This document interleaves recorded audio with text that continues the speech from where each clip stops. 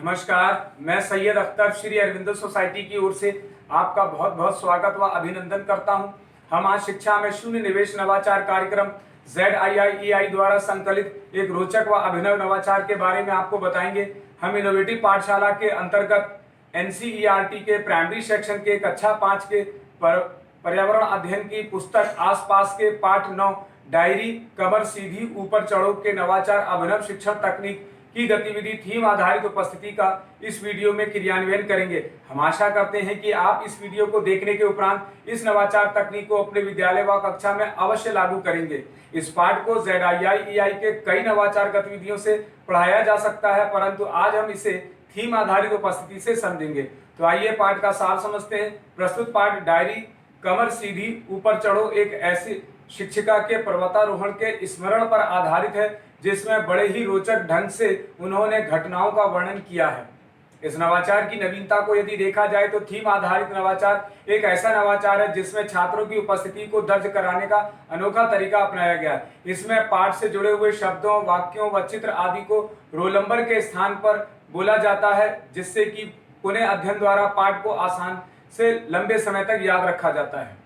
इस नवाचार के क्रियान्वयन प्रक्रिया के अंतर्गत शिक्षक पढ़ाए जा रहे पाठ की अवधारणा के पुनः अध्ययन के लिए दैनिक उपस्थिति के समय रोल नंबर न बोलकर पाठ से संबंधित पहाड़ों पर चढ़ने में प्रयोग होने वाले यंत्र, वस्तुओं और ऊंचाई पर चढ़ने के नियम वाले शब्द बोलकर छात्र अपनी उपस्थिति को दर्ज करवाते हैं। इस नवाचार की क्रियान्वयन अवधि को यदि देखा जाए तो इस नवाचार की क्रियान्वयन अवधि में 20 मिनट का समय लगता है। साथ ही पूर्व प्रबंधन के अंतर्गत ये देखा जाता है कि इस गतिविधि में किसी भी प्रकार के कोई पूर्व प्रबंधन करने की आवश्यकता नहीं पड़ती है, परंतु कुछ निर्देशों का पालन अवश्य करना पड़ता है। जैसे शिक्षक ध्यान रखेंगे कि उपस्थिति के लिए जो विषय वस्तु निर्धारित की गई है वो पाठ के कॉन्सेप्ट, पहाड़ों पर चढ़ने में प्रयोग होने वाले यंत्र, वस्तुओं व ऊंचाई पर चढ़ने के नियम की जानकारी पर आधारित होनी चाहिए। साथ ही शिक्षक छात्रों की उपस्थिति को क्रमानुसार ही लेंगे और छात्र भी कक्षा में शांति व अनुशासन को बनाए रखेंगे। पुनः अध्ययन की प्रक्रिया के अंतर्गत कक्षा में उपस्थिति के द्वारा पाठ के कॉन्सेप्ट की जानकारी को दोहराया जाता है। आइए अब समझते हैं कि इस गतिविधि को किस प्रकार से लागू किया जाता है। सबसे पहले शिक्षक किसी छात्र का रोल नंबर बोलेंगे और जैसे शिक्षक कहेंगे अनुक्रमांक 1, तब छात्र अपने स्थान पर खड़ा होगा और पाठ के कॉन्सेप्ट के आधार पर पर्वतों पर चढ़ाई के लिए विभिन्न वस्तुओं के नाम बोलेगा।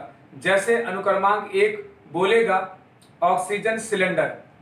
इसी प्रकार अब अनुक्रमांक 2 को पुकारा जाएगा, वह भी अपने स्थान पर खड़ा होगा और पाठ के कॉन्सेप्ट के आधार पर अपनी उपस्थिति को बोलेगा। जैसे अनुक्रमांक 2 खड़ा होगा और अब अनुक्रमांक 2 बोलेगा रस्सी।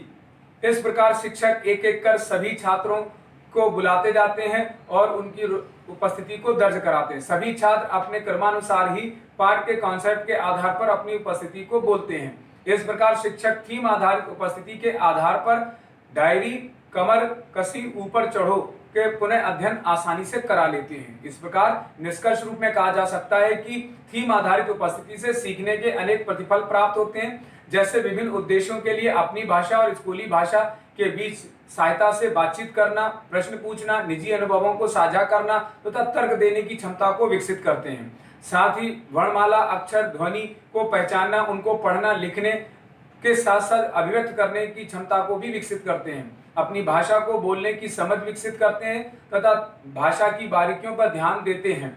इसी प्रकार थीम आधारित उपस्थिति से सभी छात्रों की उत्सुकता पैदा होती है और साथ ही साथ उनमें समान अवसर भी प्राप्त होता है। कही जा रही बात, कहानी, कविता इत्यादि को कहने की समझ भी छात्र इस गतिविधि से विकसित करते हैं। इस नवाचार में PRT अनुपात का तो ध्यान रखा ही गया है, साथ ही साथ NCF 2005 के उद्देश्यों का भी ध्यान रखा गया है। यह नवाचार विशेष आवश्यकता वाले बालकों के लिए भी उपयोगी है। कहा जा सकता है कि इस नवाचार से छात्रों में गहन सोच के साथ साथ आत्म जागरूकता, सृजनात्मकता के साथ पारस्परिक संबंधों का विकास होता है। शिक्षक डायरी कमर कसी ऊपर चढ़ो को एक निर्धारित माह में ही पढ़ाते हैं। इस प्रकार इस नवाचार से अभिनव शिक्षण तकनीक को समझने का अवसर प्राप्त होता है। कहा जा सकता है कि ये नवाचार वास्तव में एक अभिनव नवाचार है। ये नवाचार आपको कैसा लगा हमें जरूर बताएं। हम ऐसे कई दिलचस्प नवाचार आपके लिए लाते रहेंगे। आपसे अनुरोध है कि आप हमारा YouTube चैनल सब्सक्राइब जरूर करें। अगर आप इस वीडियो को फेसबुक पर देख रहे हैं तो हमारा फेसबुक पेज लाइक करना ना भूलें। नीचे दिए गए लिंक पर जाकर इनोवेटिव पाठशाला ऐप को भी डाउनलोड कर सकते हैं। इस वीडियो को देखने और लाइक करने के लिए आपका बहुत बहुत धन्यवाद।